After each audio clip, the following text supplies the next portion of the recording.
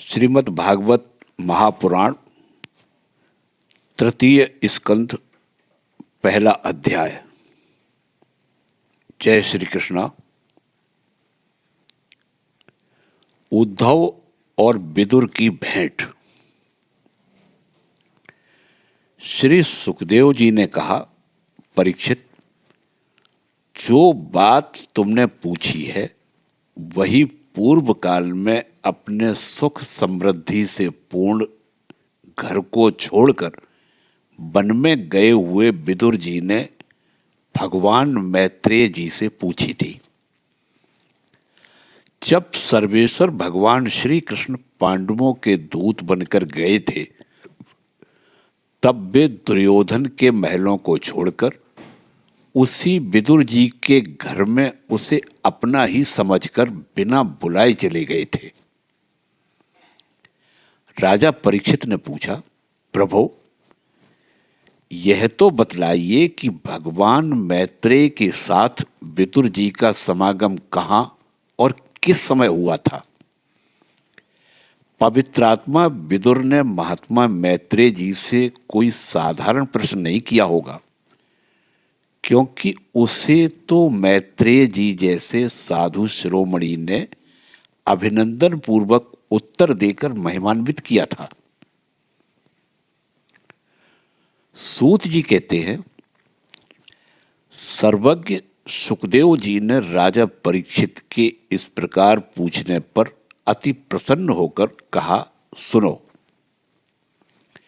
श्री सुखदेव जी कहने लगे, परीक्षित, यह उन दिनों की बात है जब अंधे राजा धृतराष्ट्र ने अन्यायपूर्वक अपने दुष्ट पुत्रों का पालन पोषण करते हुए अपने छोटे भाई पांडु के अनाथ बालकों को लाक्षा भवन में भेजकर आग लगवा दी।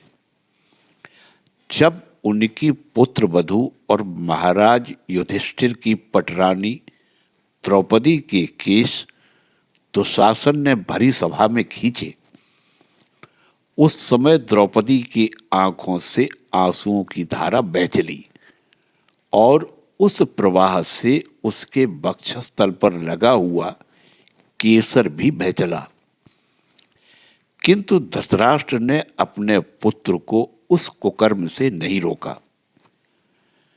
दुर्योधन ने सत्यपरायण और भोले भाले युधिष्ठिर का राज जुए में अन्याय से जीत लिया और उन्हें वन में निकाल दिया।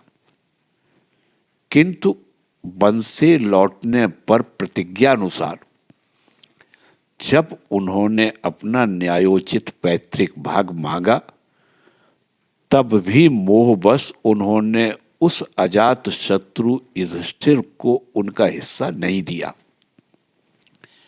महाराज युधिष्ठिर के भेजने पर जब जगत गुरु भगवान श्री कृष्ण ने कौरवों की सभा में हित भरे सुमधुर वचन कहे, जो भीष्म आदि सज्जनों को अमृत से लगे, पर कुरुराज ने उनके कथन को कुछ भी नहीं आदर दिया। देते कैसे? उनके तो सारे पुण्य नष्ट हो चुके थे। फिर जब सलाह के लिए विदुर जी को बुलाया गया, तब मंत्रियों में श्रेष्ठ विदुर जी ने राजभवन में जाकर बड़े भाई धृतराष्ट्र के पूछने पर उन्हें वह सम्मति दी जिसे नीति शास्त्र के जानने वाले पुरुष विदुर नीति कहते हैं। उन्होंने कहा, महाराज, आप अजात शत्रु महात्मा युधिष्ठिर को उनका हिस्सा दे दीजिए। वे आपके न सहने योग्य अपराध को भी सह रहे हैं। भीम रूप काले नाग से तो आप भी बहुत डरते हैं। देखिए, वह अपने छोटे भाइयों के सहित बदला लेने के लिए बड़े क्रोध से फुफकारे मार रहा है। आपको पता नहीं, भगवान श्री कृष्ण ने पांडवों को अपना बना लिया है। वे यदुवीरों के आराध्य देव इस समय अपनी राजधानी द्वारकापुरी में विराजमान है। उन्होंने पृथ्वी के सभी बड़े बड़े राजाओं को अपने अधीन कर लिया है तथा ब्राह्मण और देवता भी उन्हीं के पक्ष में हैं, जिसे आप पुत्र मानकर पाल रहे हैं तथा जिसकी हाँ में हाँ मिलाते जा रहे हैं। उस दुर्योधन के रूप में तो मूर्तिमान दोष ही आपके घर में घुसा बैठा है। यह तो साक्षात भगवान श्री कृष्ण से द्वेष करने वाला है। इसी के कारण आप भगवान श्री कृष्ण से विमुख होकर श्रीहीन हो रहे हैं। अतएव यदि आप अपने कुल की कुशल चाहते हैं तो इस दुष्ट को तुरंत ही त्याग दीजिए। विदुर जी का ऐसा सुंदर स्वभाव था कि साधु जन भी उसे प्राप्त करने की इच्छा करते थे, किंतु उनकी यह बात सुनते ही कर्ण, दुशासन और शकुनी के सहित दुर्योधन के होठ अत्यंत क्रोध से भड़कने लगे और उसने उनका तिरस्कार करते हुए कहा, अरे इस कुटिल दासी पुत्र को यहां किसने बुलाया है? यह जिनके टुकड़े खाकर जीता है, उन्हीं के प्रतिकूल होकर शत्रु का काम बनाना चाहता है। इसके प्राण तो मत लो, परंतु इसे हमारे नगर से तुरंत बाहर निकाल दो। भाई के सामने ही कानों में बाण के समान लगने वाले इन अत्यंत कठोर वचनों से मर्माहत होकर विदुर जी ने कुछ बुरा न माना और भगवान की माया को प्रबल समझकर अपना धनुष राजद्वार पर रख वे हस्तिनापुर से चल दिए। कौरवों को विदुर जैसे महात्मा बड़े पुण्य से प्राप्त हुए थे। वे हस्तिनापुर से चलकर पुण्य करने की इच्छा से भूमंडल में तीर्थपाद भगवान के क्षेत्रों में विचरने लगे, जहां श्री हरि, ब्रह्मा, रुद्र, अनंत आदि अनेकों मूर्तियों के रूप में विराजमान हैं। जहां जहां भगवान की प्रतिमाओं से सुशोभित तीर्थ स्थान, नगर, पवित्र वन, पर्वत, निकुंज और निर्मल जल से भरे हुए नदी सरोवर आदि थे, उन सभी स्थानों में वे अकेले ही विचरते रहे। वे अवधूत वेश में स्वच्छंदता पूर्वक पृथ्वी पर विचरते थे, जिससे आत्मीय जन उन्हें पहचान न सके। वे शरीर को सजाते नहीं थे, पवित्र और साधारण भोजन करते, शुद्ध वृत्ति से जीवन निर्वाह करते, प्रत्येक तीर्थ में स्नान करते, जमीन पर सोते और भगवान को प्रसन्न करने वाले व्रतों का पालन करते रहते थे।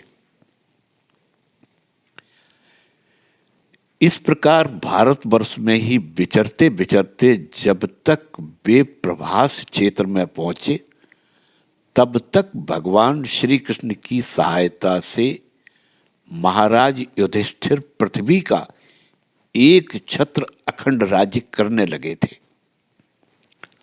वहां उन्होंने अपने कौरव बंधुओं के विनाश का समाचार सुना, जो आपस की कलह के कारण परस्पर लड़ भिड़कर उसी प्रकार नष्ट हो गए थे, जैसे अपनी ही रगड़ से उत्पन्न हुई आग से बांसों का सारा जंगल जलकर खाक हो जाता है।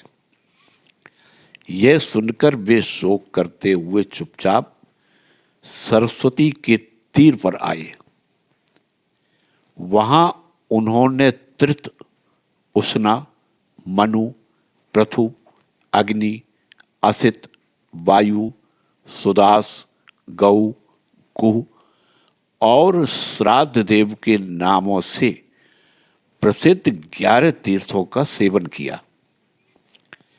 इनके सिवा पृथ्वी में ब्राह्मण और देवताओं के स्थापित किए हुए जो भगवान विष्णु के और भी अनेकों मंदिर थे, जिनके शिखरों पर भगवान के प्रधान आयुध चक्र के चिन्ह थे और जिनके दर्शन मात्र से श्री कृष्ण का स्मरण हो आता था, उनका भी सेवन किया। वहां से चलकर वे धन धान्य पूर्ण सौराष्ट्र, सौवीर, मत्स्य और कुरजांगल आदि देशों में होते हुए जब कुछ दिनों में यमुना तट पर पहुंचे, तब वहां उन्होंने परम भागवत उद्धव जी का दर्शन किया। वे भगवान श्री कृष्ण के प्रख्यात सेवक और अत्यंत शांत स्वभाव के थे। वे पहले बृहस्पति जी के शिष्य रह चुके थे। विदुर जी ने उन्हें देखकर प्रेम से गाढ़ आलिंगन किया और उनसे अपने आराध्य भगवान श्री कृष्ण और उनके आश्रित अपने स्वजनों का कुशल समाचार पूछा। विदुर जी कहने लगे, उद्धव जी, पुराण पुरुष बलराम जी और श्री कृष्ण ने अपने ही नाभि कमल से उत्पन्न हुए ब्रह्मा जी की प्रार्थना से इस जगत में अवतार लिया है। वे पृथ्वी का भार उतारकर सबको आनंद देते हुए अब वसुदेव जी के घर कुशल से रह रहे हैं। प्रियवर, हम कुरवंशियों के परम सुहृद और पूज्य वसुदेव जी, जो पिता के समान उदारता पूर्वक अपनी कुंती आदि बहनों को उनके स्वामियों का संतोष कराते हुए उनकी सभी मनचाही वस्तुएं देते आए हैं, आनंद पूर्वक है ना? प्यारे उद्धव जी, यादवों के सेनापति वीरवर प्रद्युम्न जी तो प्रसन्न है ना, जो पूर्व जन्म में कामदेव थे तथा जिन्हें देवी रुक्मिणी जी ने ब्राह्मणों की आराधना करके भगवान से प्राप्त किया था। सात्वज, वृषणी, भोज और दाहार्स वंशी यादवों के अधिपति महाराज उग्रसेन तो सुख से है ना, जिन्होंने राज्य पाने की आशा का सर्वथा परित्याग कर दिया था, किंतु कमल नयन भगवान श्री कृष्ण ने जिन्हें फिर से राज सिंहासन पर बैठाया। सौम्य, अपने पिता श्री कृष्ण के समान समस्त रथियों में अग्रगण्य श्री कृष्ण तनय सांब कुशल से तो है ना? ये पहले पार्वती जी के द्वारा गर्भ में धारण किए हुए स्वामी कार्तिक हैं। अनेकों व्रत करके जामवती ने इन्हें जन्म दिया, जिन्होंने अर्जुन से रहस्य युक्त धनुर्विद्या की शिक्षा पाई है। वे सात्विकी तो कुशल पूर्वक है ना? वे भगवान श्री कृष्ण की सेवा से अनायास ही भगवत जनों की उस महान स्थिति पर पहुंच गए हैं जो बड़े बड़े योगियों को भी दुर्लभ है।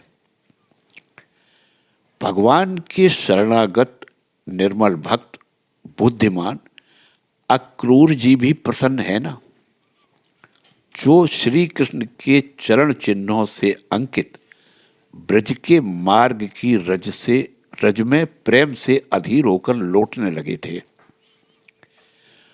भोजवंशी देवक की पुत्री देवकी जी अच्छी तरह से है ना, जो देव माता अदिति के समान ही साक्षात विष्णु भगवान की माता है। जैसे वेद त्रयी यज्ञ विस्तार रूप अर्थ को अपने मंत्रों में धारण किए रहती है, उसी प्रकार उन्होंने भगवान श्री कृष्ण को अपने गर्भ में धारण किया था। आप भक्तजनों की कामनाएं पूर्ण करने वाले भगवान अनिरुद्ध जी सुखपूर्वक है ना, जिन्हें शास्त्र वेदों के आदि कारण और अंतःकरण चतुष्टय के चौथे अंश मन के अधिष्ठाता बतलाते हैं। सौम्य स्वभाव उद्धव जी अपने हृदयेश्वर भगवान श्री कृष्ण का अनन्य भाव से अनुसरण करने वाले जो हृदय सत्य भावानंदन, चारुदेश और गद आदि अन्य भगवान के पुत्र हैं, वे सब भी कुशल पूर्वक हैं ना। महाराज युधिष्ठिर अपनी अर्जुन और श्री कृष्ण रूप दोनों भुजाओं की सहायता से धर्म मर्यादा का न्याय पूर्वक पालन करते हैं ना। मैं दानव की बनाई हुई सभा में इनके राज्य वैभव और दबदबे को देखकर दुर्योधन को बड़ा डाह हुआ था। अपराधियों के प्रति अत्यंत असहिष्णु भीमसेन ने सर्प के समान दीर्घकालीन क्रोध को छोड़ दिया है क्या? जब वे गदा युद्ध में तरह तरह के पैतरे बदलते थे, तब उनके पैरों की धमक से धरती डोलने लगती थी। जिनके बाणों के जाल से छिपकर किरात वेशधारी, अतएव किसी की पहचान में न आने वाले भगवान शंकर प्रसन्न हो गए थे। वे रथी और यूथपतियों का सोयस बढ़ाने वाले गांडीवधारी अर्जुन तो प्रसन्न है ना। अब तो उनके सभी शत्रु शांत हो चुके होंगे। पलक जिस प्रकार नेत्रों की रक्षा करते हैं, उसी प्रकार कुंती के पुत्र युधिष्ठिर आदि जिनकी सर्वदा संभाल रखते हैं और कुंती ने ही जिनका पालन किया है, वे माद्री के यमज पुत्र नकुल सहदेव कुशल से तो है ना। उन्होंने युद्ध में शत्रु से अपना राज्य उसी प्रकार छीन लिया जैसे दो गरुण इंद्र के मुख से अमृत निकाल लाए। अहो, बेचारी कुंती तो राजर्षि श्रेष्ठ पांडु के वियोग में मृत प्राय सी होकर भी इन बालकों के लिए ही प्राण धारण किए हुए है। रथियों में श्रेष्ठ महाराज पांडु ऐसे अनुपम वीर थे कि उन्होंने केवल एक धनुष लेकर ही अकेले चारों दिशाओं को जीत लिया था। सौम्य स्वभाव उद्धव जी, मुझे तो अधपतन की ओर जाने वाले उन धृतराष्ट्र के लिए बार बार शोक होता है जिन्होंने पांडवों के रूप में अपने परलोकवासी भाई पांडु से ही द्रोह किया और अपने पुत्रों की हाँ में हाँ मिलाकर अपने हित चिंतक मुझको भी नगर से निकलवा दिया। किंतु भाई, मुझे इसका कुछ भी खेद अथवा आश्चर्य नहीं है। जगत विधाता भगवान श्री कृष्ण ही मनुष्यों की सी लीलाएं करके लोगों की मनोवृत्तियों को भ्रमित कर देते हैं। मैं तो उन्हीं की कृपा से उनकी महिमा को देखता हुआ दूसरों की दृष्टि से दूर रहकर सानंद विचर रहा हूं। यद्यपि कौरवों ने उनके बहुत से अपराध किए, फिर भी भगवान ने उनकी इसीलिए उपेक्षा कर दी थी कि वे उनके साथ उन दुष्ट राजाओं को भी मारकर अपने शरणागतों का दुख दूर करना चाहते थे, जो धन, विद्या और जाति के मद से अंधे होकर कुमार्गामी हो रहे थे और बार बार अपनी सेनाओं से पृथ्वी को कपा रहे थे। उद्धव जी, भगवान श्री कृष्ण जन्म और कर्म से रहित हैं। फिर भी दुष्टों का नाश करने के लिए और लोगों को अपनी ओर आकर्षित करने के लिए उनके दिव्य जन्म कर्म हुआ करते हैं। नहीं तो भगवान की तो बात ही क्या, दूसरे जो लोग गुणों से पार हो गए हैं उनमें भी ऐसा कौन है जो इस कर्माधीन देह के बंधन में पड़ना चाहेगा। अतः मित्र, जिन्होंने अजन्मा होकर भी अपनी शरण में आए हुए समस्त लोकपाल और आज्ञाकारी भक्तों का प्रिय करने के लिए यदुकुल में जन्म लिया है, उन पवित्र कीर्ति श्री हरि की बातें सुनाओ। जय श्री कृष्णा।